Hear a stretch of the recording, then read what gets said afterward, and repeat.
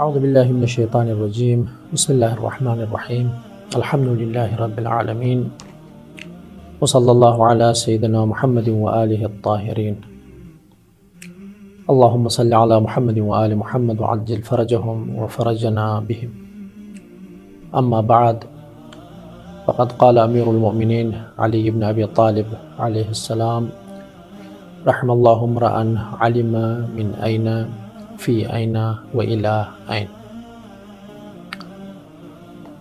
عزیزان گرامی، امیر المومنین علیہ السلام کا فرمان ہے، آپ علیہ السلام نے فرمایا کہ اللہ تعالی رحمت کرے ایسے شخص پر جو آگاہی رکھتا ہو، جانتا ہو کہ وہ کہاں سے آیا ہے، کہاں پر ہے اور کہاں جانے والا ہے۔ درس کا موضوع عقائد ہے۔ آنے والے پروگراموں میں انشاءاللہ ہم عقائد کے بارے میں گفتگو کریں گے، لیکن سب سے پہلے باقاعدہ درس کا آغاز کرنے سے پہلے مناسب یہی ہے کہ ہم خود عقائد کے بارے میں، عقائد کے اس بحث کو جاننے کے حوالے سے، اور انسان عقائد کو جاننے کا محتاج کیوں ہوتا ہے، عقائد کا کیا کردار ہے انسان کی تعلیم اور تربیت میں، اس کے بارے میں ہم ایک تمہیداتی بحث کریں گے۔ امام علی علیہ السلام نے اس حدیث شریف میں انسان کو ایک طویل اور طولانی سفر سے آگاہ فرما رہے ہیں، اور اس طولانی سفر کے 3 منزل ہیں، 3 مقام ہیں، اور ہر مقام کے بارے میں خصوصی توجہ دلا کر امیر المومنین علیہ السلام انسان کو ایک خاص پیغام کی طرف متوجہ کرنا چاہ رہے ہیں۔ امام علی علیہ السلام نے اس سفر کے جو 3 مراحل ہیں، مقام ہیں، سب سے پہلا مقام یہ ہے کہ وہ انسان کہاں سے آیا ہے۔ یعنی یقینی بات ہے اس عالم میں یہ انسان موجود نہیں تھا، ہم سب موجود نہیں تھے، لیکن آئے ہیں۔ کہاں سے آئے ہیں؟ ہم کہاں پر ہیں اس وقت؟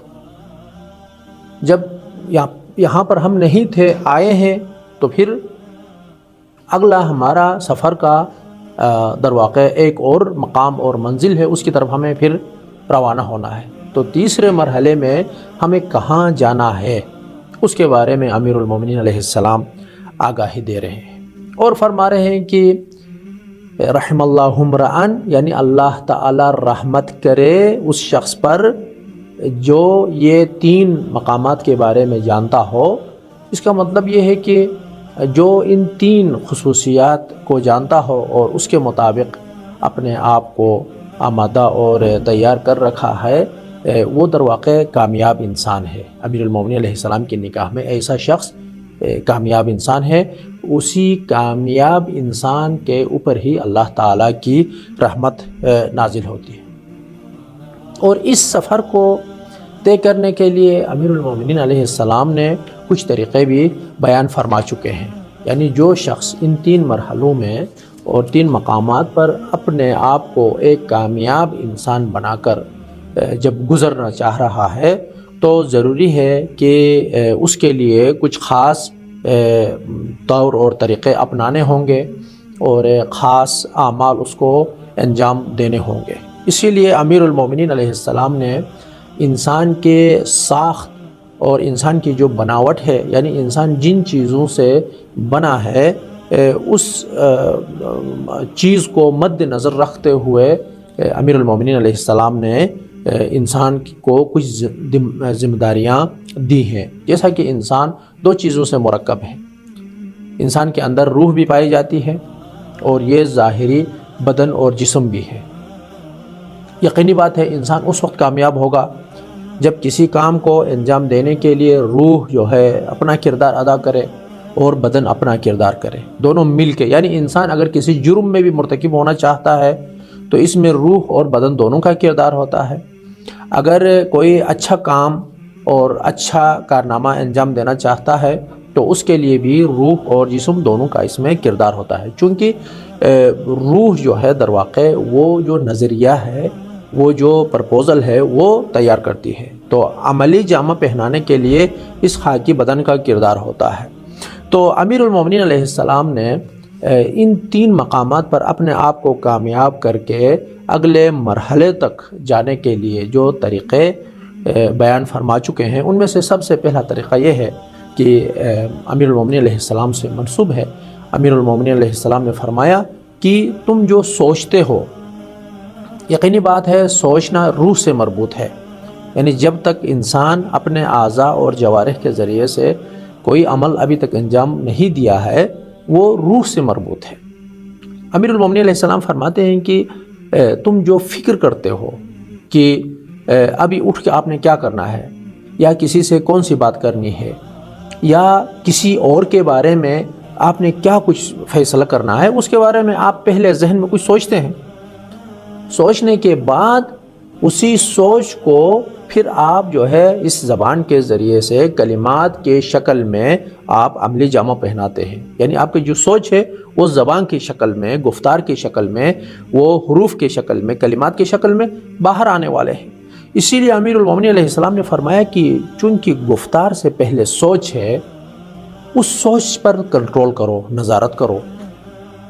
جب کسی کام کو انجام دینے کے لیے سوچنے لگتے ہو تو سوچ پر بھی سوچو کہ واقعاً کیا تم نے صحیح سوچا ہے، صحیح سوچ رہے ہو، ایک فیصلہ کرنے جا رہے ہو تو کیا تمہارا یہ فیصلہ صحیح ہے جس کے بارے میں تم سوچ رہے ہو؟ کیوں؟ اس لیے کہ تم جس چیز کے بارے میں سوچ رہے ہو وہ زبان کے شکل میں یہ آپ کی جو سوچ ہے وہ باہر نکلے گی۔ تو بس سوچ پر فکر اور تدبر کرو کیا صحیح ہے یا نہیں۔ اس کے بعد اگلے مرحلے میں امیر المومنین علیہ السلام فرما رہے ہیں کہ تم گفتگو جو کرتے ہو اس پر بھی نظارت رکھا کرو، اس کے بارے میں بھی سوچو کہ گفتگو کیسی ہے، بات صحیح کرتے ہو، اللہ پاک راضی ہے یا نہیں، اہل بیت اطہار علیہم السلام راضی ہیں یا نہیں، قرآن کے مطابق تمہاری گفتگو ہے یا نہیں، یعنی اللہ تعالیٰ نے جس مقصد کے لیے تمہیں خلق کیا ہے اسی مقصد کے مطابق تم بولتے ہو یا نہیں، اس پر بھی توجہ کیا کرو۔ کیوں؟ اس لیے کہ یہ جو تمہاری گفتگو ہے، بولنے کی جو طریقہ ہے، یہ ہمیشہ تمہاری عادت بن جائے گی۔ بعض لوگ ہوتے ہیں جہاں کہیں بھی جائیں وہ اچھی باتیں کرتے ہیں، نصیحتیں کرتے ہیں، قرآن پاک کی بات کرتے ہیں، اہل بیت اطہار علیہ السلام کی بات کرتے ہیں، ان کے فرامین کا تذکرہ کرتے ہیں، تو یہ ہمیشہ ان کی عادت یہی ہے، وہ اچھی باتیں کرتے ہیں۔ بعض لوگ ہوتے ہیں مذاق کرتے ہیں، بعض لوگ ہوتے ہیں دوسروں کی غیبت کرتے ہیں، بعض لوگ صرف دوسروں کی برائیوں کو بیان کرتے ہیں، بعض لوگ دوسروں کو لڑانے کا سوچتے ہیں، بعض لوگ وہ چوری کرنے کا سوچتے ہیں۔ وہ جو کام بھی انجام دینے کے لیے سوچتے ہیں وہ سوچتے ہیں اور پھر اسی سوچ کو زبان کے ذریعے سے باہر نکالتے ہیں۔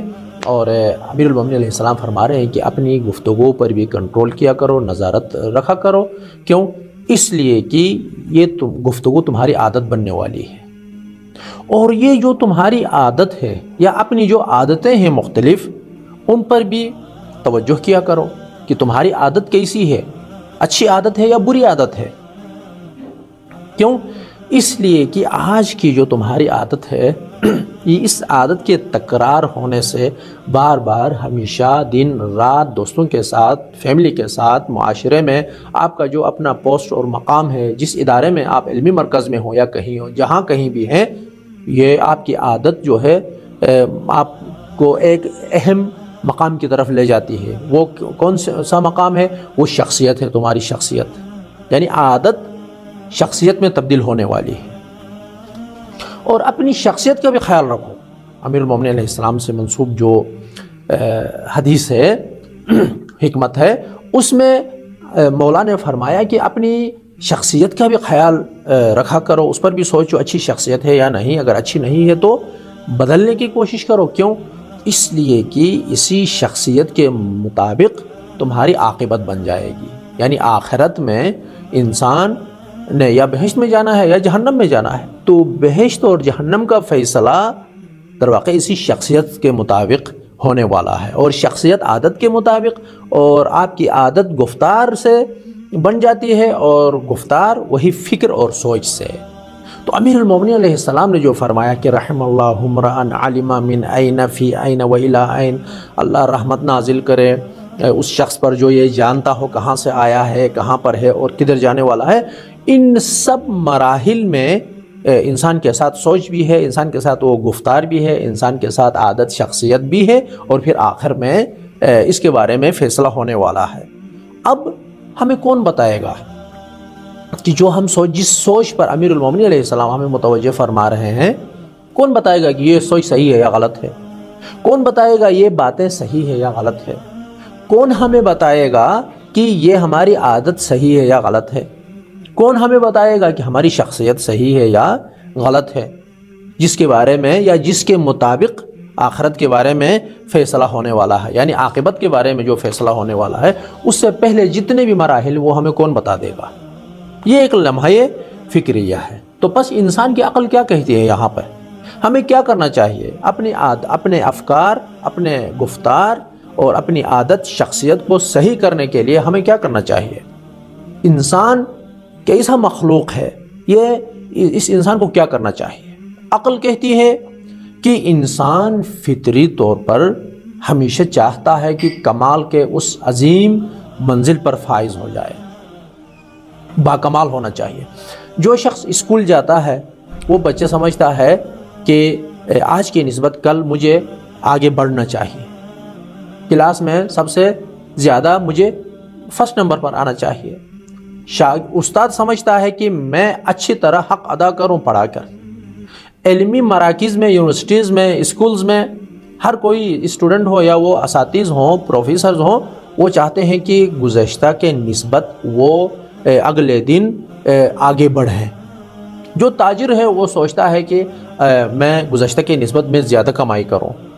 جو تبلیغ کر رہا ہے وہ سمجھ رہا ہے کہ گزشتہ کی نسبت میں اچھی طرح تبلیغ کروں۔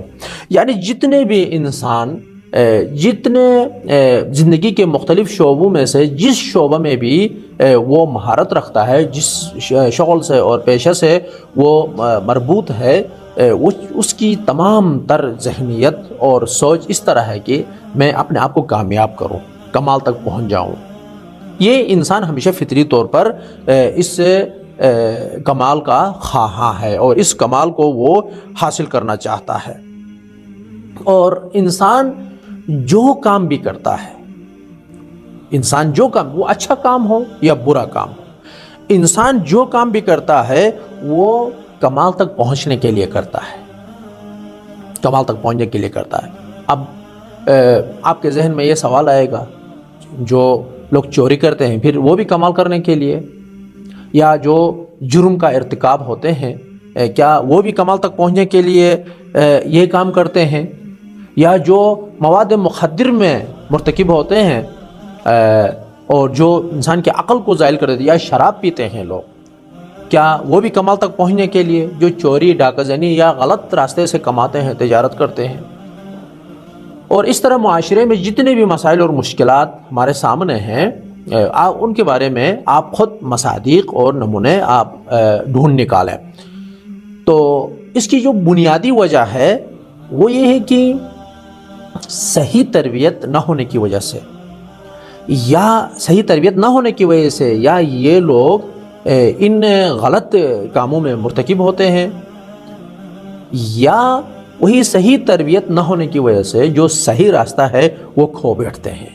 لیکن وہ چونکہ تربیت صحیح نہیں ہوئی ہے، ان کی فکر، مثلا جو غلط راستے سے کماتا ہے وہ سمجھ رہا ہے کہ بس اصل مقصد کمانا ہے، اب میں غلط راستے سے کماؤں یا صحیح راستے سے کماؤں۔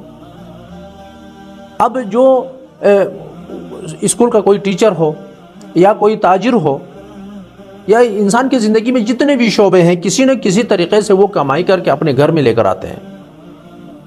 ہو سکتا ہے بعض لوگ اس نقطے کی طرف متوجہ نہ ہوں کیونکہ ان کی تربیت نہیں ہوئی ہے۔ چوری کے بارے میں جو سزا ہے، چوری کے بارے میں آخرت میں جو سزا اور عقاب ہے، اس کے بارے میں ان کو معلومات نہیں ہے، اس لیے وہ اس راستے کو اختیار کرتے ہیں۔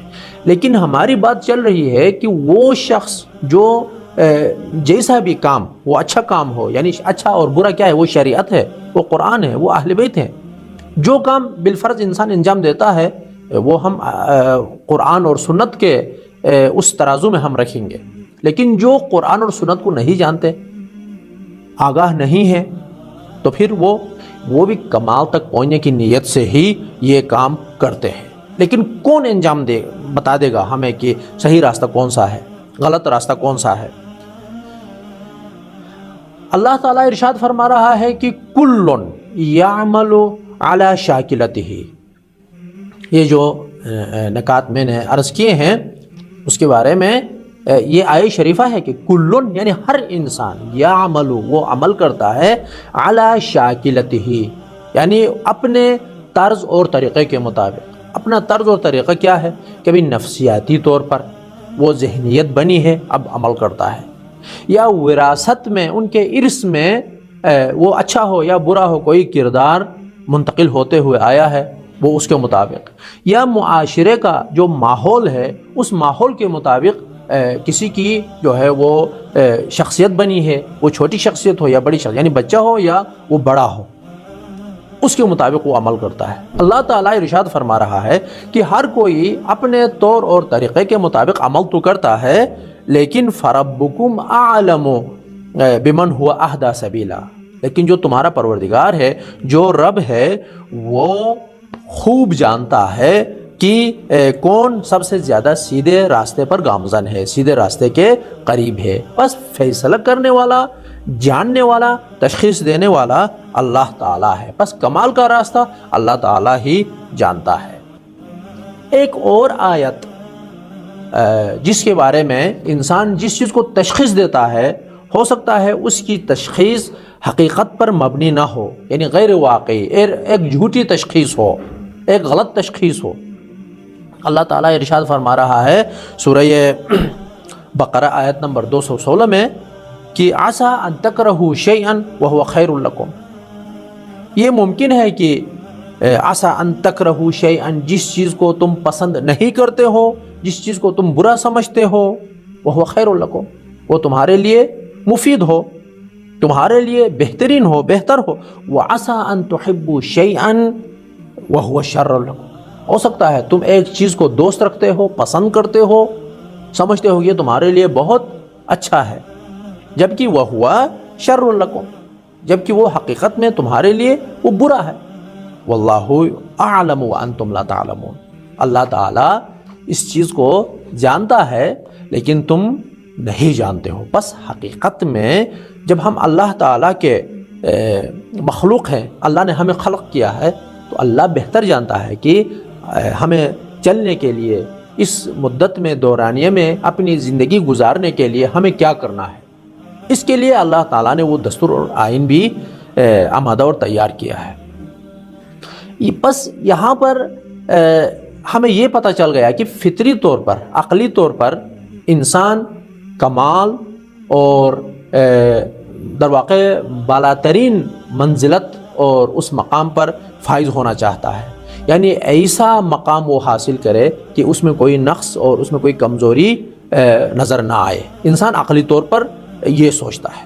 اب دوسرے مرحلے میں انسان کی ایک انفرادی شخصیت ہے، ایک اجتماعی شخصیت ہے، تو انسان چاہتا ہے کہ وہ انفرادی یا اجتماعی یا سماجی ارتقاء کا حامل ہو، یعنی اپنی انفرادی سے مراد یہاں پر گھر ہے، وہ معاشرے میں ابھی تک قدم نہیں رکھا ہے، لیکن انسان بعنوان انسان صرف ایک انسان ہے، وہ اللہ کا مخلوق ہے، لیکن کیا کرنا ہے مخلوق نے، اس انسان نے، خود ایک انسان، خود بندہ حقیر یا اب آپ نے کیا کرنا ہے؟ آپ اللہ کے مخلوق ہیں،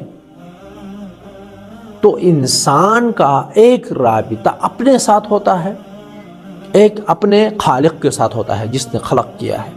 اللہ تعالیٰ ارشاد فرما رہا ہے کہ ہم تمہارے شہرک سے بھی زیادہ قریب ہیں، تو بس شہرک سے بھی زیادہ قریب ہیں تو ایک رابطہ ہے ذات باری تعالیٰ کے ساتھ۔ تو انسان ماحول سے ہٹ کر انسان کو کیا کرنا چاہیے؟ اور ماحول میں قدم رکھنے کے بعد یعنی گھر کے افراد کے ساتھ، اپنے ہمسایہ اور آپ کے جو گھر کے اطراف میں جو لوگ زندگی بسر کرتے ہیں ان کے ساتھ آپ نے کیسا رویہ اختیار کرنا ہے۔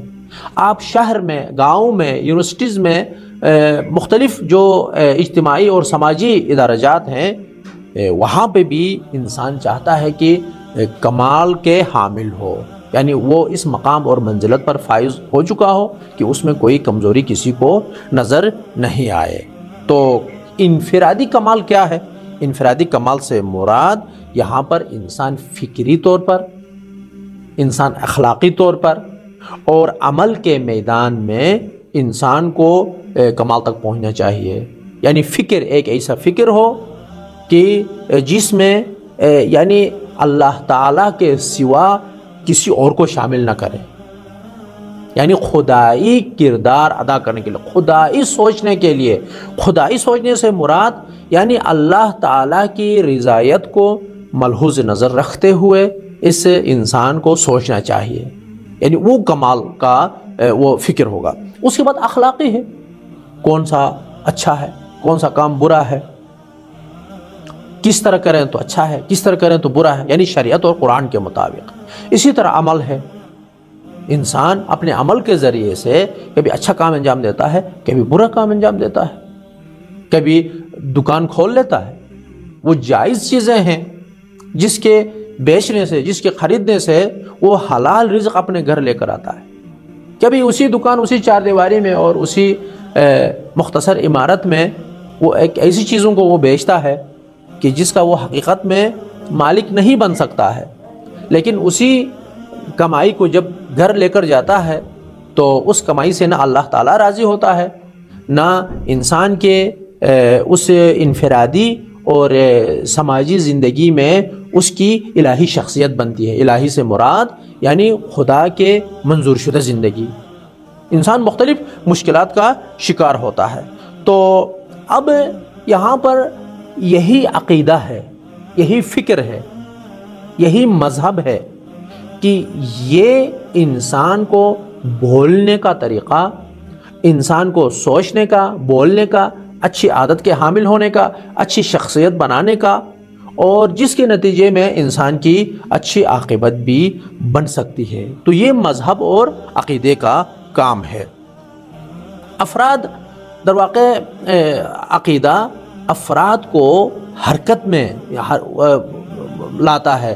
در واقع یہ عقیدہ انسان کو ابھارتا ہے تاکہ آگے بڑھ کر وہ کوئی اچھا کام انجام دے، اور جو بھی کام وہ انجام دیتا ہے وہ اللہ تعالیٰ کی مرضی کے مطابق ہو۔ تو بس یہاں پر انسان کا جو عمل ہے وہ فکر سے جنم لیتا ہے، جو وہ سوچتا ہے اس کے مطابق انسان کا عمل سامنے آ جاتا ہے۔ جس چیز کے بارے میں وہ سوچتا ہے، جس طرح سوچتا ہے اسی کے مطابق وہ پھر اپنا کردار دکھا دیتا ہے۔ اللہ تعالیٰ نے ارشاد فرمایا کل یعمل علی شاکلتہ، یعنی اپنے ساخت، بناوٹ اور طور اور طریقے، طرز فکر کے مطابق ہر کوئی عمل کرتا ہے، لیکن جو حقیقت کے نزدیک ہے وہ اللہ تعالیٰ جانتا ہے۔ تو پس اللہ جب خالق ہے تو اللہ تعالیٰ انسان کی نفسیات سے آگاہ ہے، اللہ تعالیٰ انسان کے افکار سے آگاہ ہے، اللہ تعالیٰ انسان کے عادات سے آگاہ ہے، اور اللہ تعالیٰ انسان کی کمال سے بھی آگاہ ہے کہ وہ کون سا کام انجام دے جس کی وجہ سے یہ انسان کمال تک پہنچ سکے۔ تو ایک طرف سے عقل کہتی ہے کہ میں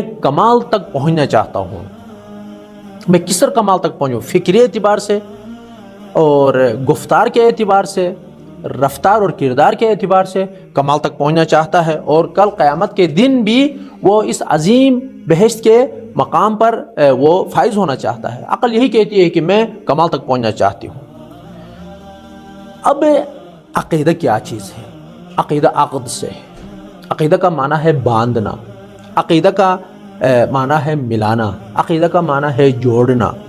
عقیدہ اس کو کہتے ہیں کہ جو انسان کی روح، ذہن اور فکر کے ساتھ ملا ہوا ہو، یعنی انسان کے ساتھ بالکل مخلوط اور مکس ہوا ہے انسان کی حقیقت انسانیت کے ساتھ۔ عقیدہ دل میں در واقع جمع ہوئے یقین کو کہتے ہیں عقیدہ، کہ جو ہمیشہ انسان کے ساتھ ہے، اور عقیدے کی اہمیت اس وقت ہے کہ جب یہ فکر اور یہ افکار انسان نے جو تیار کیا ہے وہ اللہ تعالیٰ اور اہل بیت اطہار علیہ السلام کی مرضی کے مطابق ہو۔ تو عزیزان، یہاں پر اگر انسان کا عقیدہ صحیح ہو تو اس کے افکار، گفتار اور کردار بھی صحیح ہوتے ہیں۔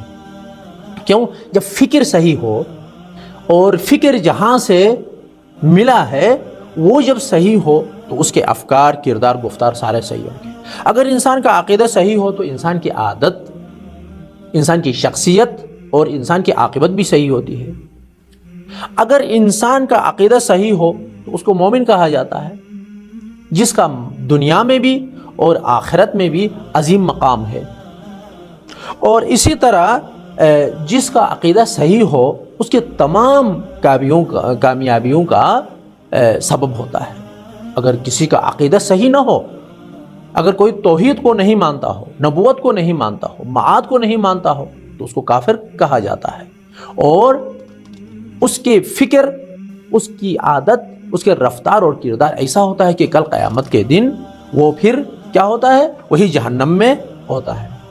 اللہ تعالیٰ نے ارشاد فرمایا کہ چونکہ اللہ تعالیٰ انسان کا خالق ہے، اللہ تعالیٰ انسان کے نفسیات، عادات، فکر، عمل، انسان کے اندر جو طاقت اور توانائی ہے سب سے آگاہ ہے، تو عقل کا جواب اللہ تعالیٰ دیتا ہے۔ عقل کہتا ہے میں کمال تک پہنچنا چاہتا ہوں۔ ابھی اللہ تعالیٰ نے ارشاد فرمایا یا ایھا الذین آمنوا استجیبوا للہ وللرسول اذا دعاکم لما یحییکم۔